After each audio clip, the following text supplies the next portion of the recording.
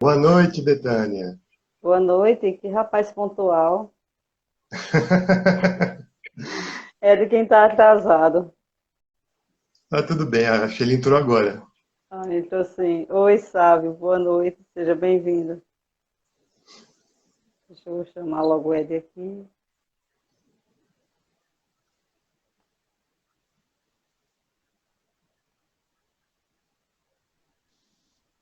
Olá, boa noite a todos. Boa noite. Boa Boa noite, Ed. noite. Quase que você era anotado. Eu não me atraso. Eu sei disso, estava só aperreando. Mandar uns aviõezinhos, enquanto chega o pessoal, né? Vou fazer isso aqui também. Se quiserem mandar.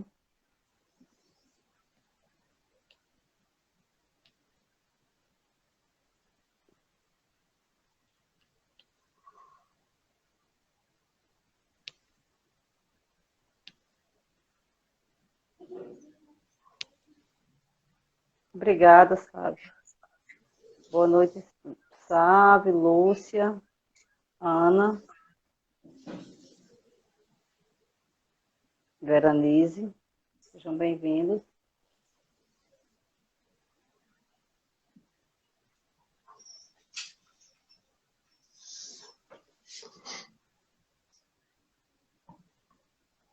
Pronto. Pessoal, boa noite. Obrigado, Ed. Obrigado, Leandro. Leandro, é a primeira vez que Leandro faz live, né, Leandro? Ou não? Eu É, sei que você já faz uns vídeos. isso. Primeiro, boa noite a todos, Betânia, Ed. Obrigado de coração, Betânia, pelo convite e a Eu todos que estão agradeço. acompanhando a nossa conversa, a nossa reflexão hoje. Eu já tinha participado com o Davi em algumas, mas aquela que ele chama você de repente, né, de surpresa. E aí você me convidou e semana que vem eu tenho uma live marcada com ele dia 11 também. Então vamos lá, é a primeira vez mesmo que eu começo uma live, né? Então já peço desculpas aí por alguma falha, alguma coisa que eu venha cometer. Imagina. Mas o seu canal, se você quiser falar um pouquinho sobre o Instagram que você tem, eu vejo que você sempre posta reflexões, vídeos, né? Postagens escritas também. Sim, na verdade começou ano passado, com a pandemia. Eu conversando com a minha esposa, a gente resolveu fazer um canal contando espiritismo no YouTube. Então a ideia era colocar vídeos falando sobre livros da doutrina espírita para incentivar as pessoas a lerem mais, a conhecer mais um pouco sobre a doutrina. E agora no começo do ano que eu passei para o Instagram, então eu sou novo aqui também. Nem sei mexer muito nisso ainda. Então estou subindo os vídeos do YouTube para o Instagram e vou postando mensagens. E agora as lives, né? Ah, bacana. Ed quer falar sobre. Ed tem várias redes sociais: Instagram, Facebook, YouTube. Pois é, né? Você mesma gosta dessa palavra, né? Até por cima do teto, né? A pessoa usa para chegar até Jesus, né? Pois é. Nosso teto chama-se essas redes sociais.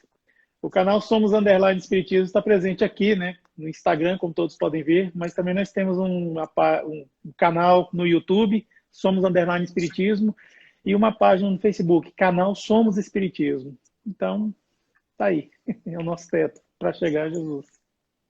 E Ed já está há bem mais tempo que a gente, mas intensificou mais também nessa pandemia, né, Ed? Sim, é verdade. Desde 2018. Qual de vocês quer começar a fazer a prece inicial para a gente conversar, nossa conversa? Pode ser o Ed. Então tá. Então vou convidar a todas, a todos que se sentirem à vontade, fechar os olhos, respirar lento e profundamente. Não que isso seja um ritual, pois na doutrina espírita não existem rituais, mas que nós dessa forma consigamos nos conectar ao Criador, a esse Deus, a esse Pai amoroso, todo amor, justiça e bondade. Agradecer aos seus enviados, que são os espíritos puros, espíritos amigos, que eles possam nos proteger nesse momento de live, possam nos ajudar para que as ideias fluam, a harmonia prevaleça e que os conhecimentos aqui amealhados possam ser úteis em nossa jornada, em nossa escalada evolutiva. Que nós não sejamos melhores uns que os outros, mas que sejamos, sim, melhores que nós mesmos, melhores do que fomos ontem. E que esses conhecimentos possam servir para nós, que nós sejamos multiplicadores. E sendo esses multiplicadores, se necessário, usar palavras, que os nossos atos falem por nós. Muito obrigado, meus irmãos. Se conosco, assim seja. Graças a Deus. Graças a Deus. Eu pensei em fazer essa conversa sobre evangelho, porque eu vou começar falando um pouquinho sobre a minha experiência. Enquanto vindo de outra denominação religiosa, eu não entendia bem a expressão evangelho segundo o Espiritismo. Eu ficava pensando se era uma espécie de um evangelho apócrifo, eu ficava pensando se era uma reflexão a respeito do evangelho em si, e me pairava essa dúvida.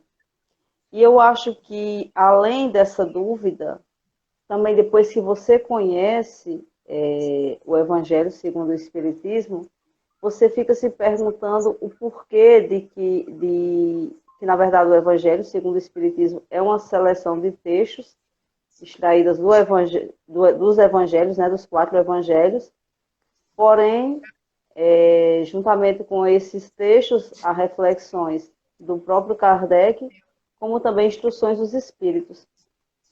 E ainda fica aquela dúvida, às vezes, por que alguns textos foram escolhidos, porque aqueles textos especificamente foram escolhidos. Outra coisa também que a gente vê muito é a pergunta sobre o que é essa prática do Evangelho no lar.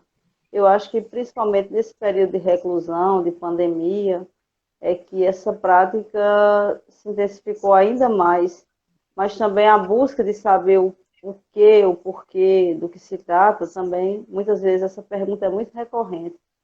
Eu queria que o Leandro começasse a falar um pouco, assim, sobre essa questão, o que é o Evangelho segundo o Espiritismo? É um novo Evangelho, é um quinto Evangelho, né, que os Evangelhos, fora outros Evangelhos apócrifos que existem, mas na Bíblia, a Bíblia tradicional que conhecemos, das religiões cristãs, são 4 evangelistas, João, Marcos, Lucas e Mateus. Mas o que seria esse Evangelho segundo o Espiritismo? Então, quando Kardec decidiu organizar os evangelhos, o que ele pensou? Como o primeiro nome do evangelho seria a imitação do evangelho. E ele foi, assim, questionar os amigos dele, também estudiosos da doutrina, e eles falaram para mudar esse nome, né? Para pensar num outro nome. Então ele colocou o nome de Evangelho segundo o Espiritismo. O que seria? Seria os evangelhos na visão espírita, na visão das instruções dos espíritos. Por isso que nós temos ali os capítulos, temos os ensinamentos de Jesus, e logo após temos várias mensagens de espíritos, né, que vieram de vários lugares do mundo, de vários médiuns, falando sobre o assunto. Então, são as lições de Jesus na visão espírita. Então, não podia ser um melhor nome do que Evangelho segundo o Espiritismo. Porque se fosse imitação do Evangelho, iria dar a impressão de que a imitação é uma cópia do que é original. E, normalmente, a cópia do original passa a ideia de que não seja algo perfeito. Então, eu creio que, por esse motivo, ele fez o Evangelho com o nome segundo o Espiritismo.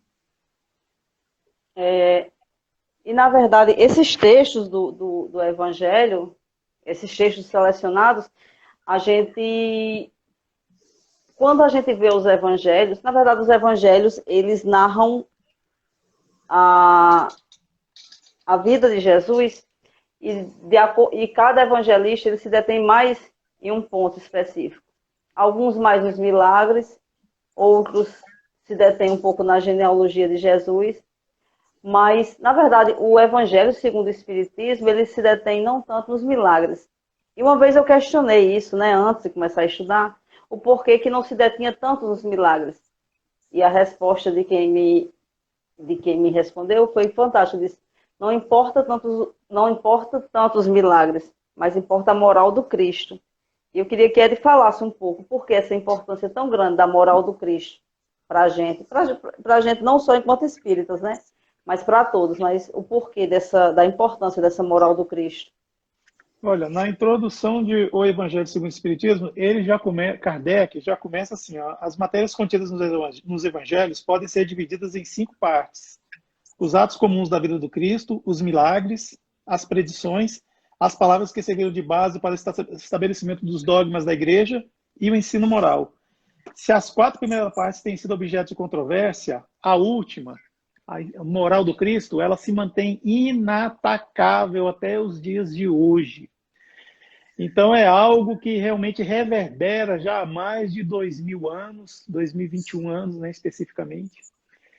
E até então nós vemos assim, são interpretações de interpretações, são às vezes pessoas que usam até de má fé as palavras do Cristo para estabelecer a sua zona de conforto, o seu domínio sobre pessoas, mas há aqueles que usam também para realmente iluminar. É aquela coisa, uns usam para iludir, outros para iluminar. E, de certa forma, essas ensinos do Cristo, ele vem fazendo realmente esse movimento aí, e que nós perseguimos, estudamos, por fim, tentamos usar para nos melhorarmos.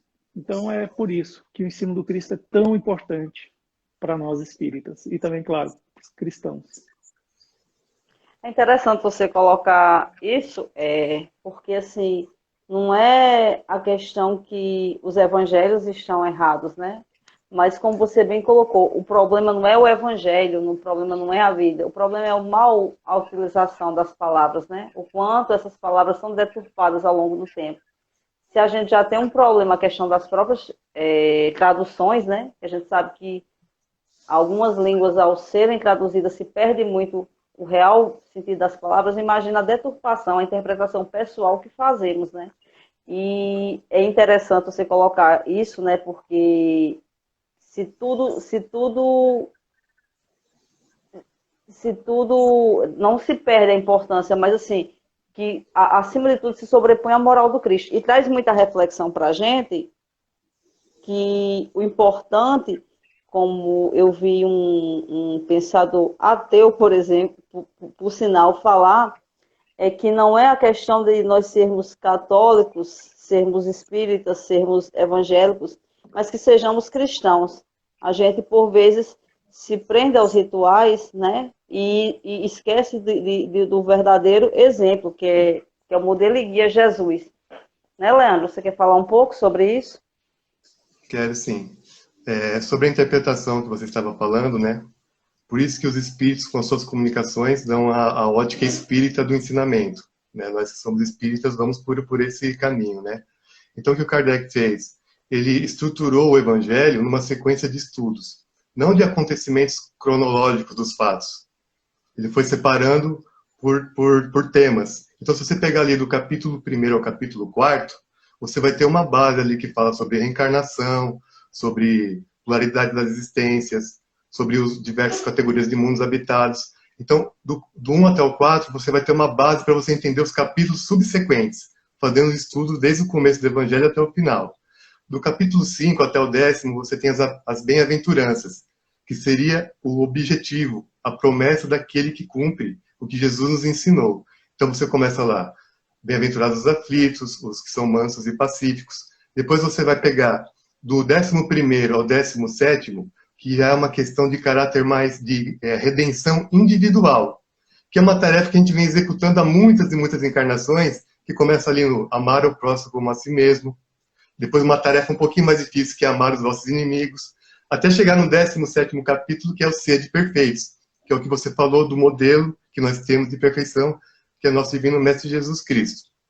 Aí você, do 18º até o 26º capítulo, você tem já um caráter mais de redenção coletiva. Começa lá, muitos os chamados, poucos os escolhidos, depois você passa pelos trabalhadores da última hora, vai chegar ali até dar de graça o que de graça recebeu. Os 2 últimos capítulos, que são o 27 e o 28, já é a religião no seu sentido, da ligação da criatura com o Criador. da ligação do homem com Deus, que é o Pedi e Obtereis, e depois o 28º, que é uma coletânea de preces espíritas, que tem lá a prece para quem acabou de nascer, para quem desencarnou, para quem está doente, para quem está passando por um processo de obsessão, enfim, para várias situações. Então, o Evangelho ele está todo estruturado e foi muito bem pensado por Kardec, que era, né, como dizia o Camille Flammarion, o bom senso encarnado, de uma maneira que facilita o nosso estudo e a nossa percepção dos ensinamentos do Cristo à luz da razão da doutrina espírita. E há dois pontos importantes também. Eu agora lembrei de uma situação, ele vai lembrar. Ele uma vez estava fazendo o estudo do Evangelho semanal e nos comentários alguém contestou que no Brasil tinha se deturpado o Espiritismo, porque o Espiritismo, na verdade, não é religião, é ciência, é filosofia. E a pessoa batia muito nessa tecla que não havia esse caráter religioso. E o Evangelho segundo o Espiritismo vem justamente derrubar essa ideia, porque como que não há caráter religioso se há até um capítulo, né, dedicado às preces do Evangelho. Outra coisa também que eu observo, a gente às vezes cai muito naquela, porque assim, se a gente pega os outros livros da codificação, na verdade tem sim uma dificuldade, um linguajar bem difícil. E a gente tem muito aquela ideia de o Evangelho é o livro mais fácil. Mas, assim, esse mais fácil compreensão se dá justamente porque o Cristo é nosso modelo e guia. O Cristo, ele não é só modelo e guia do Espiritismo, mas de todas as religiões cristãs. E o ensinamento do Cristo é universal, é atemporal. E por isso, abre-se, aspas bem grandes, essa facilidade de compreensão. Porém, não quer dizer que não tenha a sua importância. Dá a ideia de... Porque a gente muitas vezes liga muito a palavra facilidade à falta de importância. E dá a entender que o Evangelho não tem essa importância tanto dentro do estudo do Espiritismo. Né, Ed? É aquela história, a abordagem que se dá do Evangelho. É muito comum ver pessoas pegarem o livro e abrir sorteadamente, né? Não vou falar abrir a casa, porque espírita não gosta da palavra casa. Então abre assim. Então lê e faz assim, um comentário às vezes muito raso. Porque a finalidade muitas das vezes não é nem o estudo. Vai fazer uma atividade espírita, lê o Evangelho, pronto. Agora, quando a gente se debruça ao estudo desse livro, realmente a gente descobre muita coisa. Igual o nosso irmão Leandro falou, tem muita razão no que ele disse nesse sentido, que o próprio Allan Kardec colocou. Se a gente for comparar as passagens bíblicas no Evangelho segundo o Espiritismo com a Bíblia em si, muitas a gente observa assim, né? Por que está fora de ordem? Não é fora de ordem. Foi colocada de uma maneira que para facilitar o estudo. Tanto é que tem capítulos do Evangelho que as passagens bíblicas se repetem. Tem são colocadas duas vezes para realmente fazer esse estudo. Mas agora o que mais me surpreende, eu vou furar o protocolo aqui um pouquinho, viu, Bi? Por que Allan Kardec resolveu fazer um Evangelho segundo o Espiritismo? Ele lançou o Livro dos Espíritos, foi onde cunhou a palavra Espiritismo, que até então não existia, esse neologismo, existia espiritualismo, e ele explica por quê. Coisas novas precisam de nomes novos. Aí veio o Livro dos Médiuns, e por fim o Evangelho. Mas por que o Evangelho? Olha só.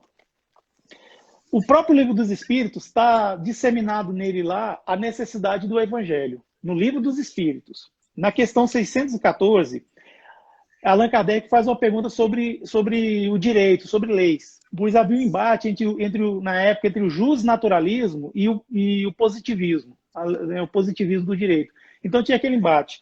Então foi feita a pergunta, o que se deve entender por lei natural? Uma vez que o justnaturalismo diz que isso é o que nasce já com o homem, aquela coisa toda. E os espíritos respondem, a lei natural é a lei de Deus. Então, assim, ficou essa coisa, que a lei natural, a lei de Deus é a mesma. E ficou esse entendimento para Kardec. Na questão 621, mais adiante, a Kardec questiona, né? Se existe uma lei natural que é a lei de Deus, onde é que ela está? Onde é que ela está escrita? Onde foi registrada? Aí os espíritos respondem simplesmente, na consciência. Então, existe uma lei natural, que é a lei de Deus, e está escrita, está aí um suporte. Qual é esse suporte? É a nossa consciência. Nós sabemos qual é a lei de Deus, nós entendemos. Às vezes ela fica um pouco nebulosa em nós, assim, mas nós sabemos, nós temos. Conforme nós vamos evoluindo, essa lei vai ficando mais clara para nós mesmos. E no próprio Livro dos Espíritos também, a gente coloca para conversar aqui a questão 625, que é qual o tipo mais perfeito que Deus tem oferecido ao homem para servir de guia e modelo. Também vem uma resposta muito simples para não ter questionamento. Jesus. Então, se nós temos uma lei natural que está escrita na consciência do homem, e nós temos um professor que ensina essa lei natural, que é Jesus, então há de se concluir que, segundo as minhas anotações aqui, que já estava dando essa conotação, assim, um pouco de religare, né? Religare, a criatura com o Criador, mas também esse religare não é só entre o homem e Deus, não, esse religare é entre nós também. Nós nos religarmos entre nós. Mas aí a pedra fundamental, a pedra angular, que realmente assim não restou dúvida de que haveria de ter um evangelho para elucidar esses ensinamentos, está na questão 627. Na qual está escrito, na qual Kardec pergunta aos espíritos: uma vez que Jesus ensinou as verdadeiras leis de Deus, qual a utilidade do ensino que os espíritos dão? Terão de nos ensinar mais alguma coisa? É aí que vem realmente uma resposta assim muito interessante dos espíritos, falando sobre o porquê dessa necessidade de os espíritos virem ensinar o que Jesus já ensinou. Olha só, a gente tem que contextualizar as coisas. Jesus veio em uma época, ele encarnou, ele era um homem de sua época, só que ele tinha um conhecimento a mais sobre o reino de Deus, o reino dos céus. E ele precisou falar a maneira que aquelas pessoas daquela época viessem a entender e também registrar e guardar para a posteridade, porque ele mesmo não escreveu nada. Então, assim, ele fez a escolha dos 12 apóstolos. Desses 12, tinha aqueles que se encarregaram de fazer os registros, que são 4, como já foi falado no início aqui da live. E Jesus, realmente, ele percebeu que precisava mesmo falar das coisas do dia a dia daqueles homens, do cotidiano, para que, uma vez fazendo essa analogia, essa comparação, eles pudessem entender o que seria esse reino de Deus. Uma vez que uns achavam que era a nova Canaã, ou seja, a nova terra prometida, o reino de Deus. Mas, assim, não tinha como os judeus daquela época, eles não tinham como abstrair. Eles já faziam muito por serem monoteístas, pois eles eram os únicos. Ao redor lá da Judéia, todos eram politeístas, eram os gentios, como falam, os que não eram judeus. E a resposta para essa pergunta que nós falamos aqui é o seguinte: Jesus empregava a miúde, na sua linguagem, alegorias, parábolas que falavam de conformidade com os tempos e lugares. Acabamos de falar, né? Faz-se mister agora que a verdade se torne inteligível para todo mundo. Não é só para os judeus, não é só para uns, não é só para os doutores da lei, é para todos. Tem que fazer inteligível para todos. E muito necessário é que aquelas leis sejam explicadas e desenvolvidas. Tão poucos são os que compreendem, ainda menos os que a praticam. O ensino dos espíritos tem que ser claro e sem equívocos, para que ninguém pretexta a ignorância e para que todos possam julgar e apreciar com razão. Que a ninguém seja possível interpretar a lei de Deus ao sabor de suas paixões. O que o Espiritismo veio fazer? O próprio Kardec já fala, veio tirar o véu. O véu é aquilo que a gente vê, tem uma ideia, mas não vê claramente, porque tem um véu, tem uma neblina, tem uma fumaça. Então tem que afastar aquilo, para que se veja claramente. E só não vê claramente quem não quer ver, que é o pior cego, né? Claro, exatamente. Então, dessa maneira, nós entendemos assim, que existe uma lei, ela está escrita na nossa consciência e tem um professor que veio para ensiná-la. Esse professor ensinou, aí vem os espíritos para apenas clarificar. Do mesmo jeito que o Cristo falou, não vim destruir a lei, que é o primeiro capítulo do Evangelho, o Espiritismo também veio para complementar o Cristo, não veio para destruir o Cristo ou negar o Cristo. Muito pelo contrário, como diz o nosso querido Celestino, Bíblia, né, o Severino Celestino, Espiritismo é uma religião é uma religião, sim, e é uma religião muito boa, porque ela tira de nós essa coisa do inferno, do demônio, das penas, penas Eternas. perpétuas, penas eternas, perpétuas, porque não existem. Então, assim, nós devemos entender dessa maneira, que o Espiritismo, sendo uma religião, que é um dos seus aspectos, pois ele é ciência e filosofia com consequências religiosas, nós devemos entender que essa doutrina ela veio para realmente nos arrebatar de vez. É a terceira revelação. Acabamos de fazer a roda do estudo do Evangelho segundo o Espiritismo, que acontece toda quarta-feira às 19 horas. Então, nós fizemos, e eram muitos chamados poucos escolhidos, concluímos nesse estudo que o rei mandou por 3 vezes seus servos atrás dos convivas para vir fazer parte do banquete. Esse servo é Deus, o banquete é o reino de Deus, é o reino dos céus. E esses servos, primeiro veio Moisés e os profetas daquela época, depois veio Jesus e também alguns profetas. Por fim, agora o Espiritismo, que não está personificado em ninguém, não é Allan Kardec que está personificado, é uma doutrina. Então, cabe a nós agora atendermos ao chamado, usarmos as vestes adequadas, que é a pureza de espírito, e adentrarmos nesse banquete.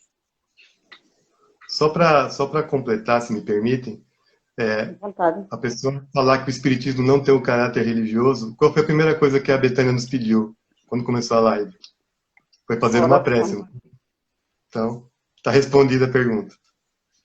É porque quando nós fizemos a live, aconteceu assim, foi interessante, apareceu um hater espírita, muito interessante, e nós travamos uma conversa com ele assim no particular e vimos que realmente se tratava de um hater mesmo, e para o qual nós temos, né, proferido orações, né, apesar de falar que o espiritismo é religião, proferido orações e tudo mais. Porém, a gente percebe que o Espiritismo não tem só um livro religioso, de caráter assim, religioso. Tem o Céu e o Inferno também, que é um livro que, se você for pensar, o Céu e o Inferno é a justiça divina, que tem realmente esse caráter do religare da criatura com Deus e religare entre nós, a fraternidade. É isso. E aproveitando que você falou em Severino Celestino, e para quem não conhece, ele é um profundo estudioso do Espiritismo e das traduções bíblicas, né? E outro dia eu ouvi um comentário de alguém dizendo assim, o que é que espírita quer com Bíblia? Espírita não tem que estudar a Bíblia, não tem que se preocupar com Bíblia. Mas, assim, é de uma ignorância muito grande um comentário desse, porque se a nossa base vem lá do judaísmo, né? Se a primeira revelação vem através de Moisés, e indo mais além, e eu posso falar assim, enquanto que eu fui católica por muito tempo, e eu lia, estudava a Bíblia, e lendo a Bíblia agora, você vê que a Bíblia tem um festival de acontecimentos mediúnicos, tem exemplos, assim, Severino Celestino, na última live que ele fez pelo Centro Espírita de Catolé do Rocha, ele disse, você encontra mais mediunidade na Bíblia do que no próprio livro dos médios. Então, assim, é interessante também que a gente tenha essa visão ampla, porque e eu acho que isso tem muito a ver com a questão que, por muito tempo, a gente alimentou muito essa questão da intolerância religiosa, né? Se eu sou de uma religião, então eu não posso de forma nenhuma ter nenhum contato com quem é de outra religião, de forma nenhuma eu posso pisar no local de culto, de missa, de reunião de outra pessoa. Então, assim, é interessante também que se tenha esses esclarecimentos para quebrar um pouco, como ele colocou tão bem, que o Espiritismo ele não vem desdizer nada do que foi dito antes, como o Leandro colocou, a questão da prece. Então, e Davi, ele sempre traz essa reflexão nas lives dele, que há ainda muito de ignorância, há ainda muito de pouco conhecimento, de você ver as coisas de uma forma muito deturpada. Então, eu acho que isso passa muito pela moral do Cristo, porque, assim, o que é a moral do Cristo? Amar a Deus sobre todas as coisas, amar a teu próximo como a ti mesmo, dar o exemplo, pega o exemplo de pessoa que era mais encarada com preconceito, como os samaritanos naquela época, aquela briga que havia naquela época, e ele dá um exemplo de amor, de bondade, demonstra o próximo na figura do samaritano. Então, traz para a gente também a reflexão, à luz do Evangelho, à luz da moral do Cristo, que precisamos cada vez mais cultivar esse exemplo de tolerância. Não dá mais para a gente viver achando que as crenças se excluem, né? Tem até uma passagem do Evangelho, eu não vou lembrar o capítulo, mas que os discípulos eles reclamam com Jesus porque viram outras pessoas expulsando os espíritos em nome do Cristo, né? Em nome de Jesus, e eles estão muito revoltados. E Jesus diz: quem está do nosso lado não está contra nós. Então, assim, a gente ainda tem muito essa ideia de... eu vou mais além. Essa briga, essa rixa, não é só entre essa intolerância entre as religiões, é entre nós mesmos, né? A gente ainda tem muito exercício de achar que está competindo por alguma coisa. E a gente esquece muito que nós somos apenas portadores. O que importa é a mensagem, o que tem que se sobrepor é a mensagem. Como João Batista diz, ao se referir a Jesus, que ele cresça e eu diminua. Então, assim, o Evangelho, a moral do Cristo, nos traz também muito essa ideia da união, da tolerância e de saber que a gente é privilegiado no sentido que a gente está divulgando a mensagem do Cristo, mas não que isso nos torna melhores que os outros, né, Leandro? O que importa é a conduta. Eu vou ser sincero, eu já recebi ajuda de espírita, de católico, de evangélico, de protestante, de ateu. Todos eles com seus pontos de vista discordantes em relação à filosofia e à religião. Só que uma coisa eles mostraram ter em comum: o amor ao próximo porque me ajudaram. Então é a conduta que conta.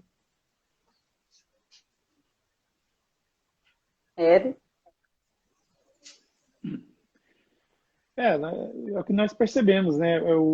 Essa máxima, ela está diluída em vários ensinamentos de vários assim missionários que vieram pelo mundo, né? Amar o próximo como a si mesmo. O princípio da paz começa em não fazer um mal ao outro. E assim, tem um provérbio árabe, se não me engano. E se a gente for procurar os grandes mandamentos das outras religiões, não necessariamente as religiões cristãs, as outras, a gente vai encontrar algo semelhante. Uma religião que sofre muito preconceito, principalmente depois do atentado lá que aconteceu em 11 de setembro de 2001, o islamismo. Se a gente for ver o Alcorão, que é o livro sagrado deles, ele fala muito sobre redenção, amor, fraternidade e sobre a pessoa se melhorar. Algumas coisas foram incluídas que não fazem parte da religião muçulmana, mas é algo assim que já existia até antes do islamismo surgir naquele mundo oriental, alguns países lá do Oriente. Assim como o cristianismo, muitas coisas que nós vimos assim foram agregados ao cristianismo de acordo com o desenvolvimento das religiões, como o catolicismo, o protestantismo e dentre outras. Então, assim, se a gente for purificar mesmo todas essas religiões, se a gente for tirar realmente o sumo mesmo, a gente vai ver que o amor ao próximo prevalece. Então, o que Jesus ensinou é o que realmente Buda já ensinava há milênios atrás, numa religião, né, budista. O hinduísmo também tem muito disso. E, assim, se a gente for consultar, olhar melhor, assim, nós vamos ver. Inclusive as religiões modernas que surgiram até hoje, o neopanteísmo, que nós vemos aí, que é a igreja helênica, a própria Wicca, também tem essa coisa de aproximar a criatura com o Criador através do quê? Do amor ao próximo. Já aquelas religiões que, infelizmente, pregam coisas contrárias, logo são aquelas árvores que não dão bons frutos e que mais cedo ou mais tarde serão arrancadas e jogadas na fogueira, como diz, né, a própria Sagradas Escrituras. A gente deve entender isso, que arrancada e jogada à fogueira é passar por uma renovação, não necessariamente uma maldade, mas porque o fogo ele consome, ele renova, ele transforma. Então é essa transformação. Eu acho que há também dois pontos aí que a gente confunde muito o conteúdo da religião com os seguidores. Lembrei da frase: Jesus é o cara, o que prejudica é o fã-clube. Mas assim, que é outra palavra, né? Que eles usam. Mas assim, não é a questão da religião em si. Você foi brilhante quando você colocou isso, de que o conteúdo da religião, o conteúdo é bom. O problema são as interpretações e as ações nossas, né? E assim, a gente confunde muito. Eu acho que também volta a velha história do preconceito, a gente está sempre repetindo as coisas. Ah, porque quem é evangélico, quem é católico, quem é espírita não presta. Eu acho que vai muito por essa questão dos comportamentos individuais de cada um de nós, que muitas vezes termina, e sobretudo se você tem uma certa projeção, né? Uma coisa é Betânia fazer uma coisa errada, outra coisa é um pastor que constantemente fala para milhões de pessoas ter uma prática equivocada, né? Então, assim, isso ressoa mais.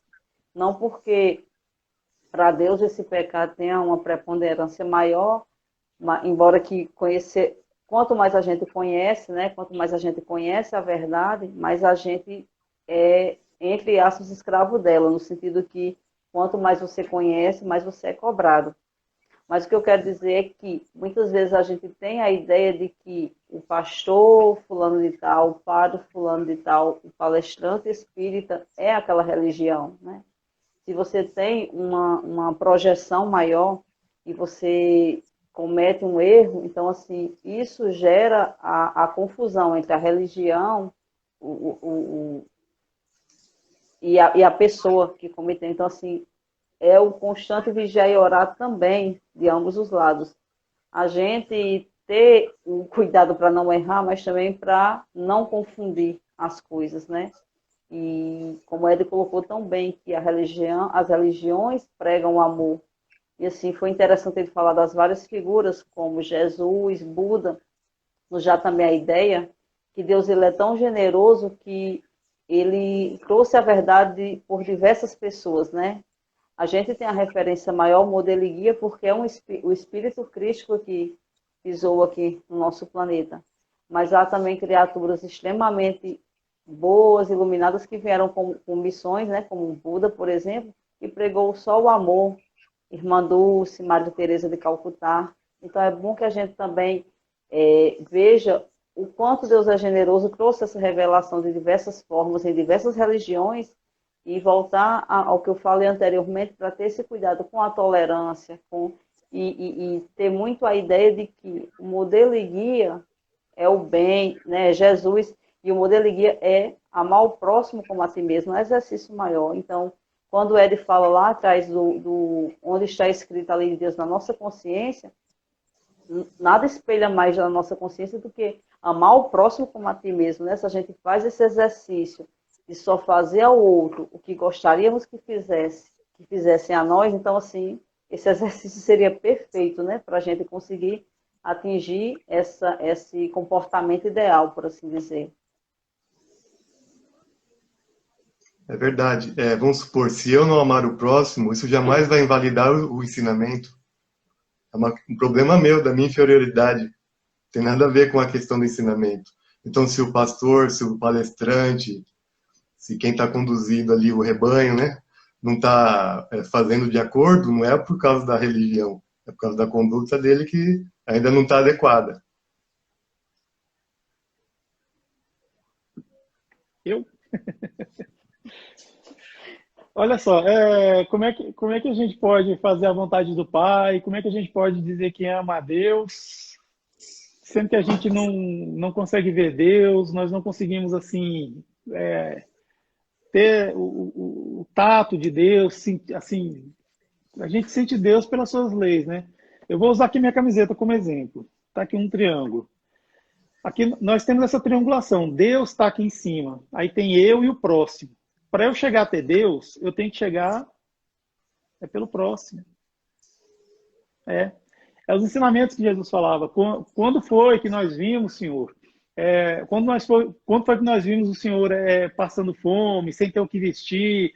Quando foi que o Senhor esteve doente e nós não fomos visitá-lo? Quando foi que estivesse preso e nós não o visitamos? Ele falou assim, olha, toda vez que você deu de comida a um desses pequeninos, deu de vestir a esses que estão, né, sem roupas, fosse aos hospitais e aos presídios visitar, é a mim que visitavam.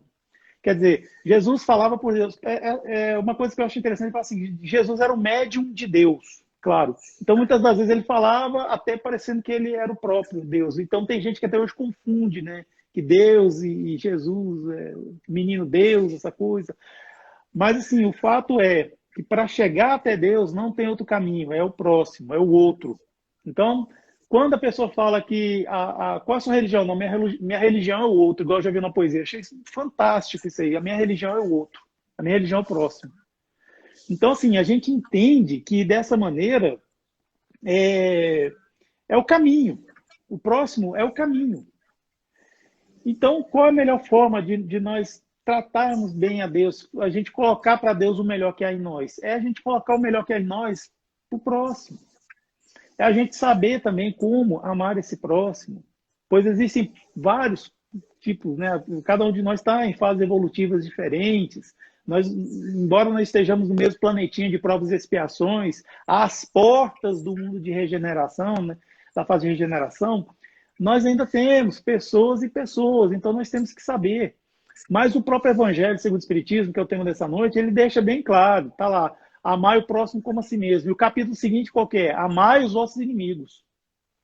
Por quê? Porque o inimigo, muitas das vezes, é aquele irmão ignorante que não entendeu ainda os propósitos da lei divina. Ou está iludido, está talvez até por um processo obsessivo. Ed, um pouquinho. Oi? Está cortando tua voz. Tua voz está cortando um pouquinho. Melhorou? Melhorou? Melhorou. Acho que você não pagou a internet. Pois é, a minha mais é o Wi-Fi mesmo. Não, mas melhorou? Tá ouvindo melhor? Melhorou, melhorou. Então, assim, o que eu estava falando mesmo? Amar o próximo, irmão ignorante. Exatamente. Porque no Evangelho está dizendo amar o próximo como a si mesmo. E o capítulo seguinte é amar os vossos inimigos. Então, para deixar bem claro é o seguinte, se a caridade que se faz ao próximo é algo muito relevante, a caridade feita aos inimigos é o corolário dessa máxima, dessa aplicação. Porque não pode ficar fora disso. Recentemente nós tivemos a triste, a pesada notícia mesmo, de que um jovem de 18 anos invadiu uma creche num desses estados do sul brasileiro, se não me engano, Santa Catarina, e assassinou 3 crianças, uma professora e uma...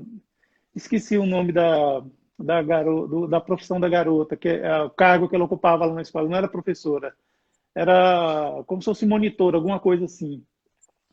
E ele matou de uma forma assim, até muito cruel, foi com a base de facadas, com adaga,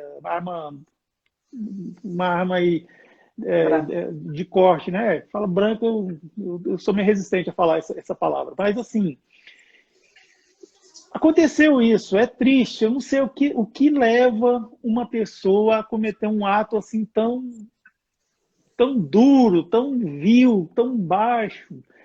Uma vez que quando nós temos contato com criança, nós nos derretemos, assim, é muito fácil, assim, só que aconteceu. Só que aproveitando esse momento, que é de dureza mesmo, com todo respeito às famílias, a quem perdeu, eu acho que a Betânia já falou que é muito triste, é muito duro uma mãe sepultar um filho, é muito duro. É coisa que talvez nós não consigamos alcançar o tamanho da dor que é.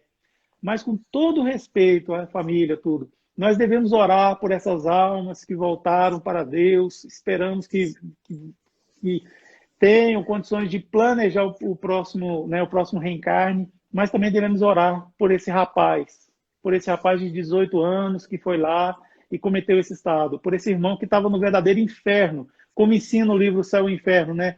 Não, o inferno não é uma região geograficamente determinada, o inferno está dentro da gente, está dentro de nós, de acordo com os vícios morais que nós temos.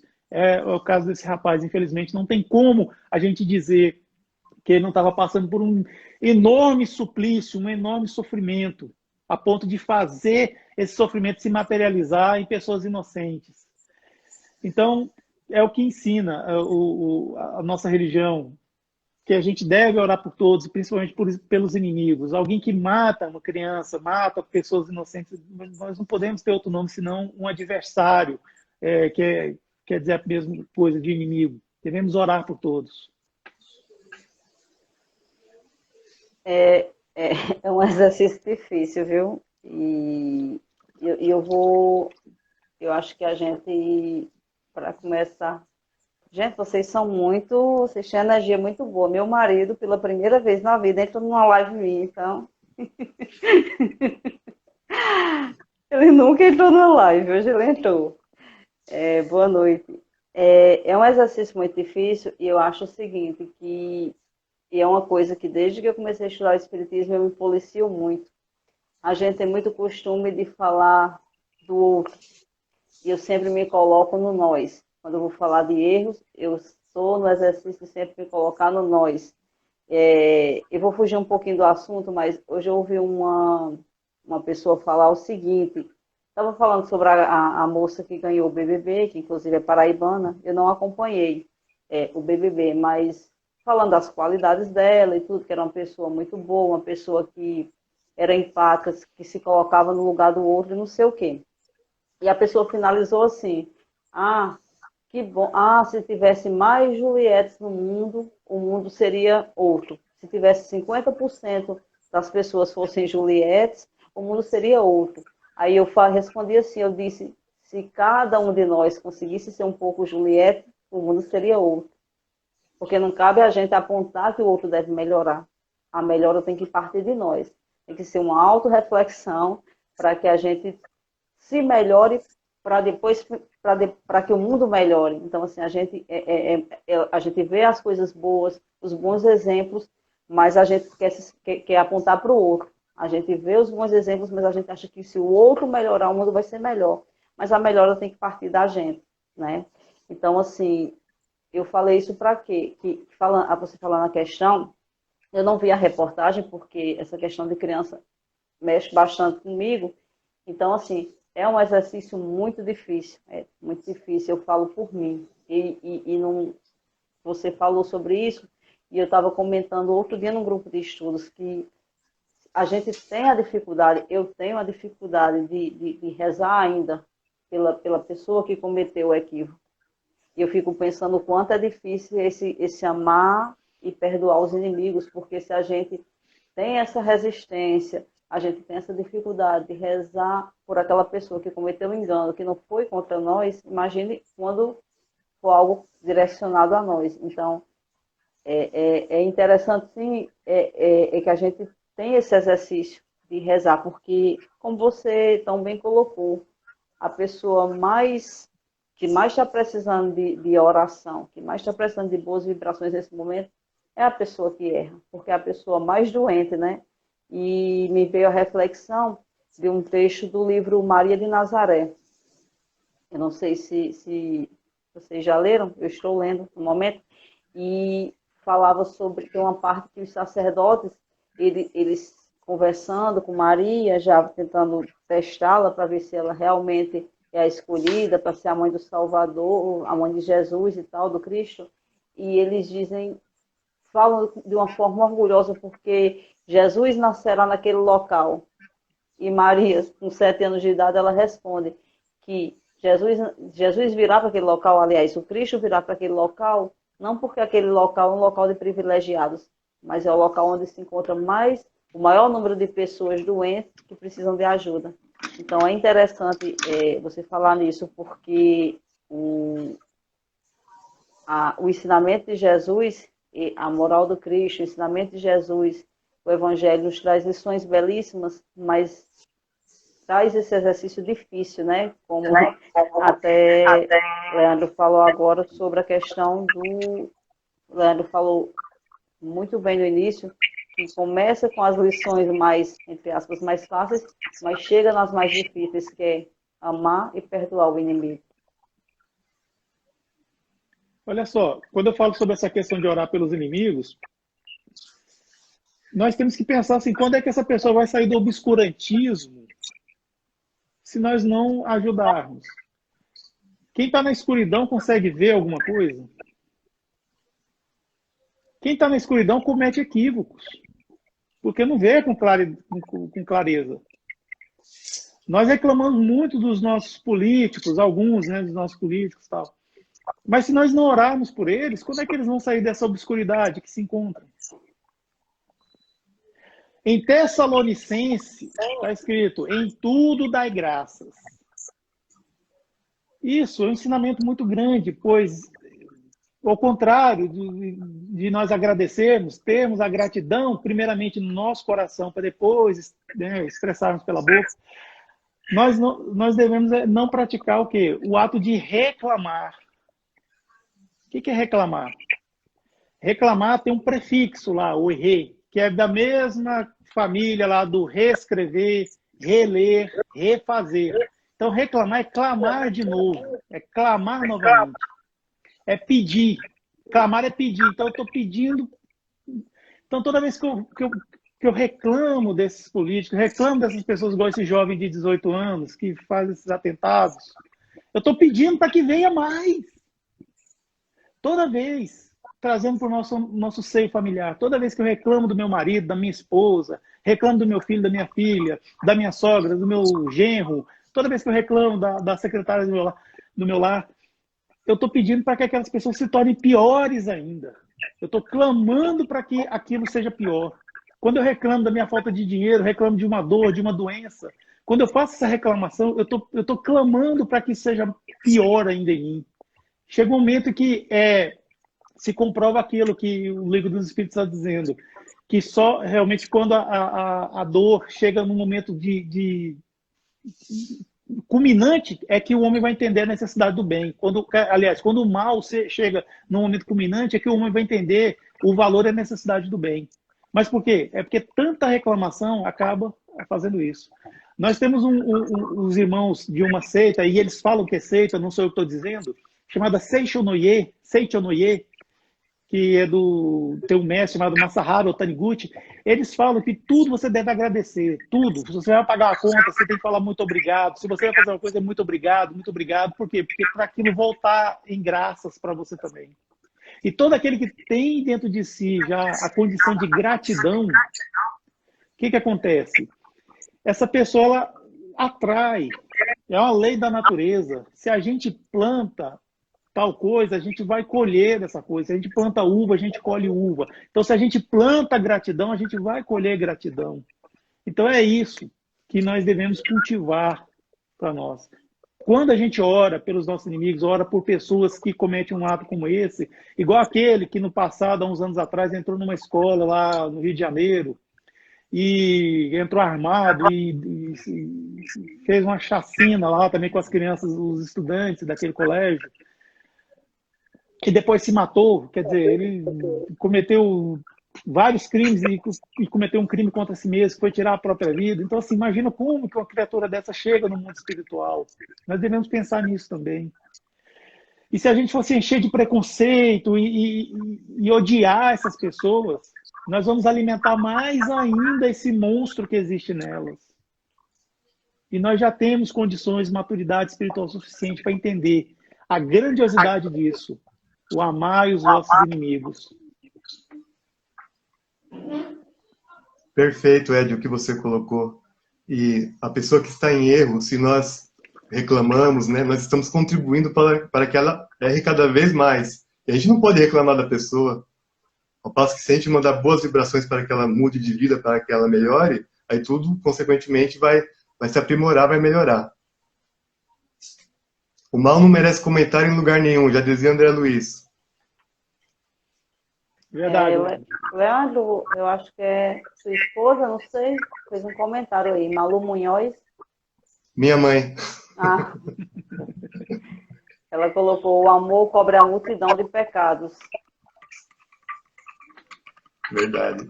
É verdade. E exemplificando o que vocês dois falaram, todos os personagens, todas as pessoas que passaram por Jesus, né, algumas figuras bastante mal vistas na sociedade, algumas até odiadas, e o Cristo ele não fez, né, discriminação de pessoa alguma. A, a mulher que estava para ser apedrejada, o cobrador de impostos, os leprosos, né? E as narrativas bíblicas mostram muito isso, que são pessoas que eram a escória daquela sociedade. E o Cristo abraçou todas. O padre Fábio de Mello, ele tem uma música muito bonita que se chama Humano Demais. E ele fala o seguinte: sou humano demais para compreender esse jeito que escolhestes de amar quem não merece. Sou humano demais para compreender que aqueles que escolhestes e tomastes pela mão, geralmente eu não os quero do meu lado. Né? Então, assim, essa reflexão dessa música dele é muito forte, porque ainda hoje as pessoas que Jesus acolheu, geralmente são as que a gente quer distância, né? A gente tem aquela ideia do que é bom estar ao nosso lado, esquecendo que, com o conhecimento, sobretudo do Espiritismo, a gente traz para a gente a reflexão de que o pecado que no momento a gente não está cometendo pode ter cometido em outra existência, né? A gente e é muito forte isso. Sempre que ocorrem esses crimes que causam na gente alguma comoção, alguma repugnância, sempre tem alguém para dizer assim: a gente pode ter sido essa pessoa no passado. E pelo véu do esquecimento não lembra, mas hoje a gente está na posição de julgar. E Chico Xavier ele tinha muito essa palavra que ele não estava em condição de julgar ninguém. Então, se Chico Xavier não estava na condição de julgar ninguém, imagine nós. Uma vez perguntaram para um padre se era pecado comer carne na Sexta-feira Santa. Ele falou que não era pecado, ele falou que pecado é malhar o Judas no sábado. Porque Judas já resgatou o que ele fez. Nós ainda não. E queremos malhar o Judas. Para pensar, né? Perfeito. Érica, quer falar alguma coisa? Estou parecendo aquelas professoras. Passando a palavra. Chama oral. Eu só queria mandar um abraço para todos que estão aqui conosco na live, estão passando aqui, né? Várias pessoas nos apoiando. Quer que eu O fale os discípulo espírita nomes? colocou aqui, ó, quando fracassamos no ato de amar os nossos inimigos, é porque queremos sair do ódio direto para o amor. Mas o progresso não dá saltos. Precisamos construir este amor, exatamente. Muito perfeito. Sabe as palavras, exato. Nós devemos construir em nós esse amor. É um desenvolvimento, não é algo assim. Nós nascemos com aquela centelha divina. Aí a gente pode promover essa centelha divina em algo maior, mas também pode deixá-la do jeito que ela está. Porque o espírito, a gente sabe que ele não retrograda, ele fica estacionário, mas pode evoluir. Então, cabe a nós queremos, né, evoluir. Se Jesus falou que nós íamos chegar do outro lado da margem, pode ter certeza que nós vamos chegar, por mais assim agitado que sejam os mares, as ondas, por mais que seja difícil a tormenta, por mais escura seja a noite que nós estamos navegando, a gente vai chegar. Agora é aquela história, uns vão chegar mais rápido, outros chegarão mais atrasados. Por quê? Porque talvez vão temer, vão bater o pé que o caminho é outro, não vão querer seguir o caminho certo, talvez por orgulho, vaidade. Às vezes por medo, o medo congela a gente, né? Então a pessoa vai parar, não vai querer navegar, vai ficar paradinho. Não, nós temos que chegar no outro lado da margem. E se Jesus falou que nós iríamos chegar, com fé e obras, né, trabalhando no bem, a gente chega. Só um comentário rápido antes da gente passar para a questão do Evangelho no Lar. Falar sobre o Evangelho no Lar, tem uma parte, eu acho que é no Evangelho de João, após a última ceia, em que Jesus, quando ele ora pelos discípulos, ele diz: eu não peço, Pai, que os tire do mundo, mas que os livre do mal. Então, assim, também é como você disse, a gente tem a centelha divina, mas a gente precisa passar por esse processo de prova, por esse estágio, por assim dizer, né, para se melhorar, né? A gente também, e a gente cresce, como você colocou no exemplo do triângulo, né?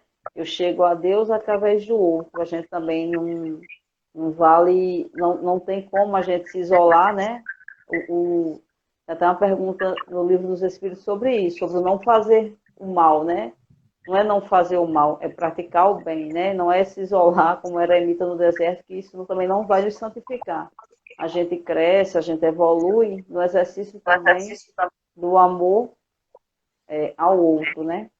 Eu queria que vocês começassem, Leandro, começassem a falar sobre a prática do Evangelho no Lar, porque assim, a gente ouve muito falar sobre o Evangelho no Lar, e nesse momento de pandemia, a gente cada vez mais, lógico que a gente precisa todos os dias, né, de se alimentar da prece, da oração, dessa ligação com Deus, né, desse religar, como vocês tão bem colocaram, mas acho que nesse momento de pandemia, nesse momento de distanciamento, nesse momento de ansiedade, a gente cada vez mais precisa recorrer à oração.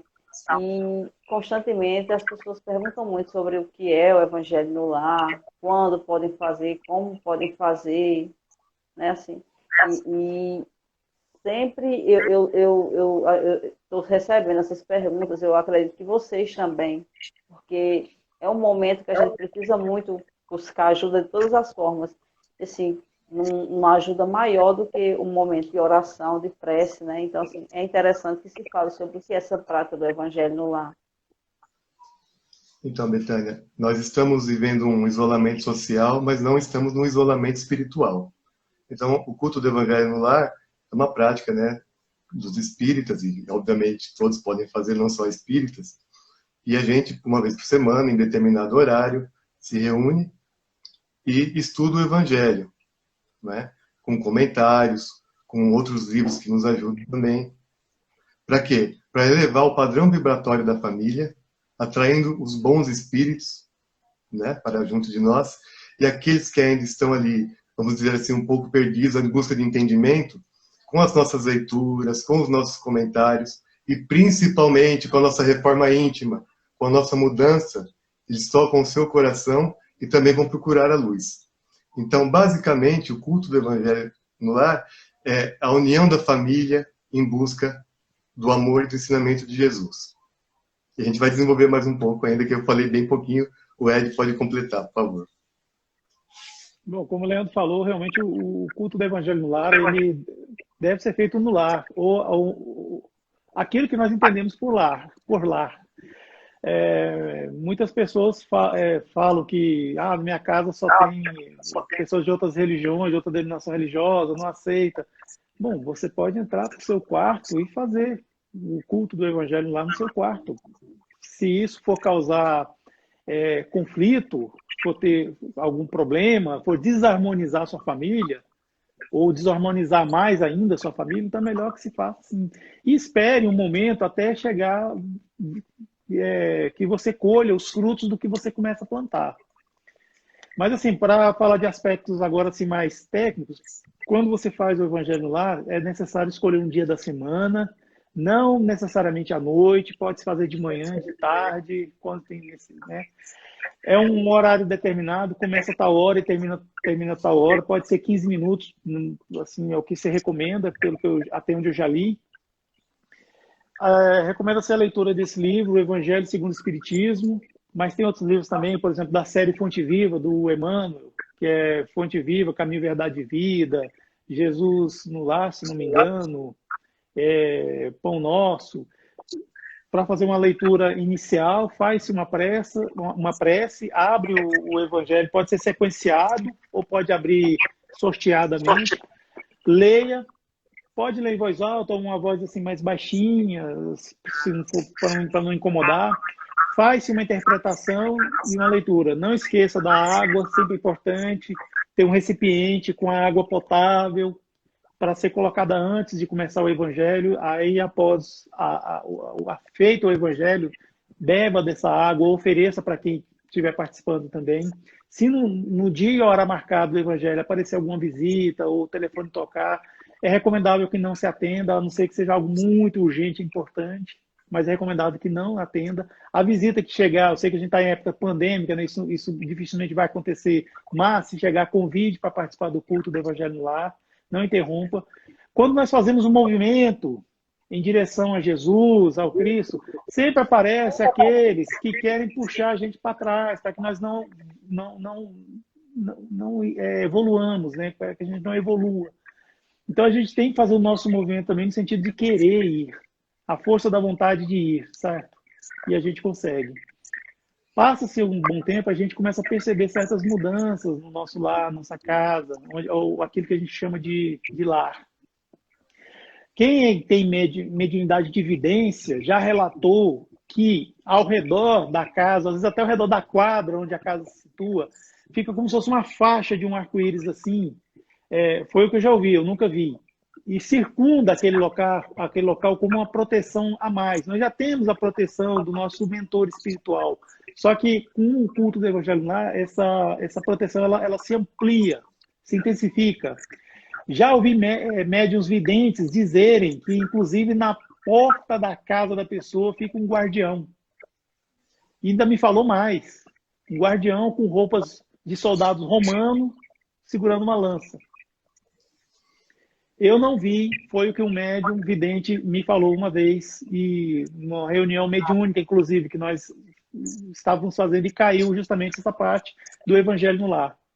Então, assim, é para nós termos uma ideia da proporção, da proteção que isso acontece. Mas nós não devemos usar o Evangelho no Lar como moeda de troca. Ah, vou fazer o Evangelho no Lar porque para Jesus me proteger. Que aí Jesus vai me ajudar. Não, não é isso. Nós devemos fazer o Evangelho no Lar justamente para nós trazermos Jesus para a nossa casa. Para que nós tenhamos mais harmonia entre nós mesmos. Pois se nós nascemos na família em que nós estamos, é porque Deus quer que nós floresçamos onde Ele nos plantou. Floresça onde Deus te plantou, certo? Então, se você está nessa família, você fala que não pediu para nascer, porque ninguém tem nada a ver com você. Não, você pediu sim. E às vezes até implorou para nascer, para reencarnar nessa família. Então, floresça. Se Deus te plantou aí, ofereça suas flores. O que são as flores? É o melhor que nós podemos oferecer de nós. Então, é dessa forma que nós conseguimos. Um dia nós vamos entender por que nós reencarnamos em tal ou tal família. Um dia nós vamos saber toda a verdade, mas por enquanto nós somos agraciados com esquecimento de vidas passadas. E nós devemos focar nessa existência, nessa encarnação, para evoluir. Só para lembrar os nossos amigos que o culto do Evangelho no Lar não é sessão mediúnica, hein? Sessão mediúnica é dentro da casa espírita. Nós estamos numa pandemia, então vamos reforçar nossas preces em casa, nossas vibrações, mas deixa as tarefas mediúnicas para quando tudo normalizar para o centro espírita. A pessoa vai falar assim, ah, mas o meu espírito protetor, como é que fica? Não. O espírito protetor quer que você fique em casa para você ficar protegido, certo? Uma questão de lógica. Ah, mas o meu mentor e meu guia espiritual, não. Nenhum guia, nenhum mentor vai te direcionar para que você ponha em risco a sua vida e a vida daqueles que estão convivendo com você. Então, vamos todos aproveitar esse momento de pandemia, estudar muito a doutrina espírita, estudar muito os ensinamentos de Jesus, nos esforçarmos para pôr em prática, para quando retornarmos aos nossos trabalhos lá, seja dando um passe, seja numa sessão mediúnica, qualquer função que você tenha dentro de uma casa espírita, você possa exercer mais gabaritado, mais preparado, mais confiante. Outra questão que o nosso Ed também falou da água, né? Vamos desmistificar um pouco essa história da água fluidificada, né? Eu já vi muito acontecer isso. A pessoa coloca a vasilha com água para ser fluidificada e ela está tampada. A pessoa, não, deixa eu tirar a tampa porque aí os fluidos vão penetrar melhor. E isso não tem nada a ver. Pode ser tampado, destampado, pode ser de vidro, de plástico, de aço, de alumínio, de cerâmica, porque os fluidos eles têm a penetrabilidade. Então, a combinação de fluidos vai trabalhar na água da mesma maneira. Então, com tampa ou sem tampa. Só não tire a tampa achando que a água vai ficar mais fluidificada do que a tampada. E uma questão também que eu queria falar foi uma pesquisa que teve essa questão da água. No livro Nosso Lar já está falando, né, que a água tem essa propriedade de absorver as boas vibrações e as más vibrações. Ela, a princípio, ela é neutra. O que você vibrar ali com ela, ela vai carregar e vai, né, fazer a função que você destinou a ela. Então, um cientista japonês, o que ele fez? Ele pegou o arroz cozido. O arroz japonês, a gente sabe que ele é bem mais úmido, né, que o nosso, que a gente costuma comer aqui no Brasil. Ele colocou em 3 potes. No primeiro pote, ele escreveu assim, eu te amo. No segundo, ele escreveu, eu te odeio. E no terceiro pote, ele não escreveu nada. Ele pediu para os alunos deles falarem assim, durante 30 dias, para o pote, eu te amo. Para o outro, eu te odeio. E o outro deixava ali de lado. Depois de um mês, o pote que estava ali indiferente, que não tinha rótulo, o arroz estava embolorado, que seguiu o curso normal do que era para acontecer. O que estava escrito eu te amo, embora ele tivesse começado a fermentar, ele ainda estava com um aroma bem agradável. Agora o pote que estava escrito eu te odeio, o arroz já estava preto. O que ele fez? Ele pegou água, colocou num frasco, escreveu a palavra sabedoria. E no outro frasco escreveu a palavra mal. Congelou as 2 águas. Quando ele foi analisar o cristal, com o microscópio d'água que está aqui de sabedoria, o cristal congelado ele tinha a forma geométrica perfeita, límpido, bonito de se ver. O cristal do pote que está escrito a palavra mal era todo deformado, era todo obscuro, todo nebuloso.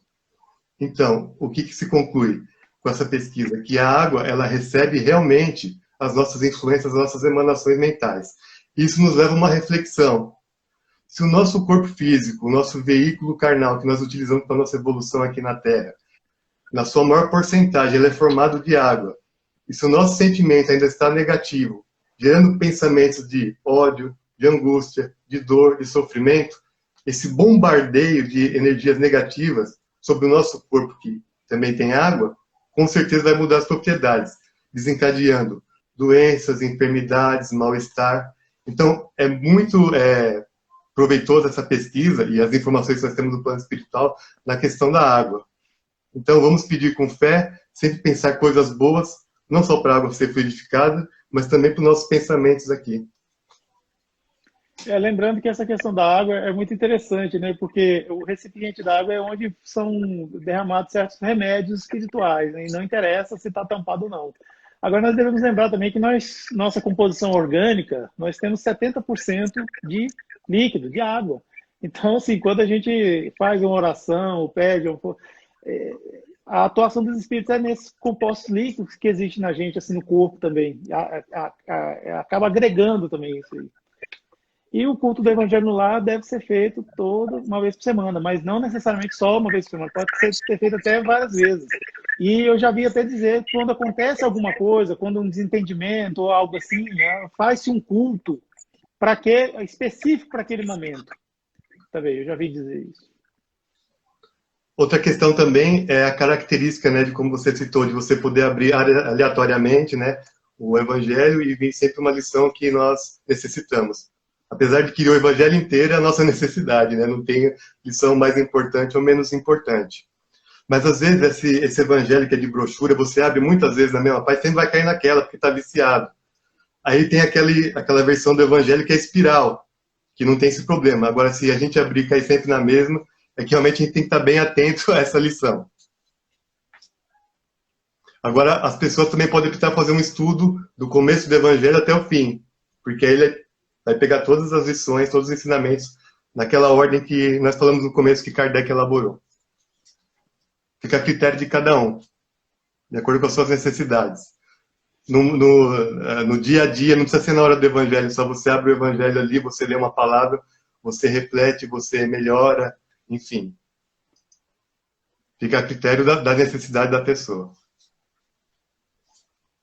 Só para encerrar isso que ele falou, a questão da proteção do Evangelho do Lar, eu acho que é no livro Missionários da Luz. Missionários da Luz.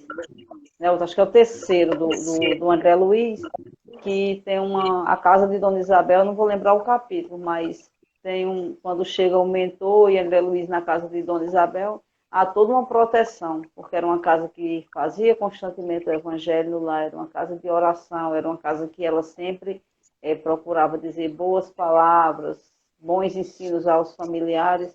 E a casa ela tinha toda uma proteção contra os irmãos menos esclarecidos, por assim dizer.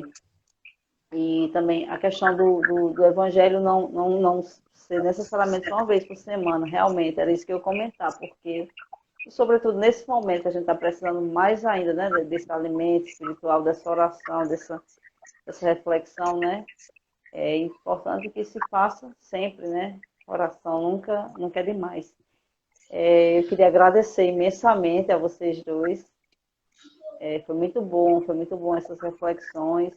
E foi muito bom porque também, além do que a gente falou sobre o Evangelho, também vieram outras reflexões. A gente falando desses, foi muito bom também trazer à tona essas reflexões desses casos atuais, de nosso exercício perante e isso tudo. E eu também queria fazer um comentário sobre outra coisa, aproveitando esse gancho, e eu não quero ser deselegante, mas assim, a gente sabe, todo mundo conhece que desencarnou, infelizmente, o ator Paulo Gustavo. Eu vi muitas páginas fazendo uns textos a respeito do de que, esse momento requer muita tranquilidade, que se as pessoas entendessem que o desencarne é uma coisa natural, que o espírito continua vivo, não se desesperavam diante da morte, porque emanava más vibrações, não sei o quê. Eu entendo que isso tudo é uma verdade, mas assim, eu vi uma fala muito pertinente e muito caridosa do Wagner Assis, Wagner de Assis, que é o diretor do Nosso Lar. Ele falou que a gente, enquanto espírita, e disse, vou falar dos espíritas porque é o nosso caso, mas a gente tem que ter muito cuidado nesse período de pandemia para respeitar a dor do outro. Não é porque a gente tem o conhecimento, a crença da continuidade da vida, que a gente precisa violentar as pessoas impondo isso. Então, esse momento de perda, esse momento não deixa de ser uma perda, esse momento de desencarne em massa, então assim, que a gente seja mais caridoso, né? Nem sempre uma revelação das nossas crenças é a coisa mais oportuna diante de uma pessoa que acabou de ter um parente desencarnado. Se a gente não consegue expressar outra coisa, então sinto muito, eu estou aqui, e eu acho que é mais do que suficiente do que a gente escrever textos quilométricos falando sobre a continuidade da vida no momento que a gente sabe até pela ótica da própria medicina que o período de luto, o período de vivenciar o luto é um período saudável, né? É uma prática que tem que existir, né? A gente não pode simplesmente conviver a vida toda com um pai, com uma mãe, e ele desencarnar e a gente agir como se nada tivesse acontecido. Isso eu acho que isso que seria até estranho, porque a gente chora até por quem viaja para outra cidade. Imagina alguém que parte para o plano espiritual. Então, assim, que a gente seja mais empático nesse momento, para ter mais respeito com a dor do outro e não violentar as consciências alheias com nossa verdade, né? Porque Jesus não violentou ninguém, então que a gente aprenda também a ser um pouco mais humilde nesse sentido, respeitar a dor e a crença do outro. E se vocês tiverem mais alguma coisa para complementar, pode falar, e após os complementos eu ia pedir ao Leandro para encerrar com a prece para a gente. Bom, realmente assim, foi uma perda inestimável, lembrando que ele faz parte desses mais de 400 mil vítimas da Covid-19 causada por esse vírus, que é o coronavírus, que ninguém sabe ao certo a origem, não podemos querer implicar a uma nação, a um povo, ou sei lá, do mesmo jeito que nós não sabemos como surgiu o vírus Ebola, o vírus H1N1, o vírus da poliomielite, enfim, essas doenças virais aí, nós não sabemos a origem dos vírus. E o que combate doenças virais é vacina. Do mesmo jeito, a poliomielite ela é combatida com vacina. A gripe, nós temos aí campanhas para fazer vacinação da gripe e é muito eficiente, assim como todas essas doenças virais. A Covid-19 é uma doença respiratória e se combate com vacina. Então, se chegou a época de você ser vacinado devido à sua profissão, devido à sua comorbidade ou à sua idade, vá lá, se vacine.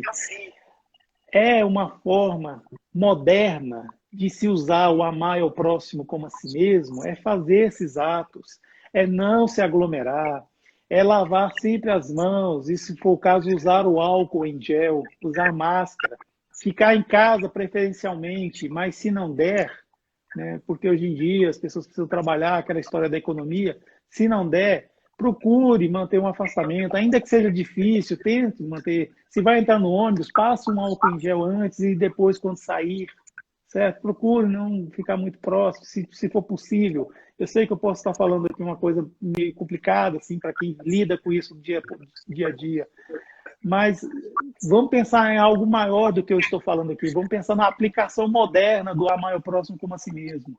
Pois não adianta a pessoa falar que é cristã se ela não aplica os princípios de Jesus, que é fazer a vontade do Pai. Então, se eu sou cristão, se eu amo Deus, eu tenho que amar meu próximo. É impossível amar a Deus sem amar o próximo. E uma forma moderna dessa aplicação, que a gente está vivendo agora em tempos pandêmicos, é fazer isso, seguir as recomendações das autoridades. Sobre a questão do luto que a Betânia falou da pandemia, a resposta é o amor.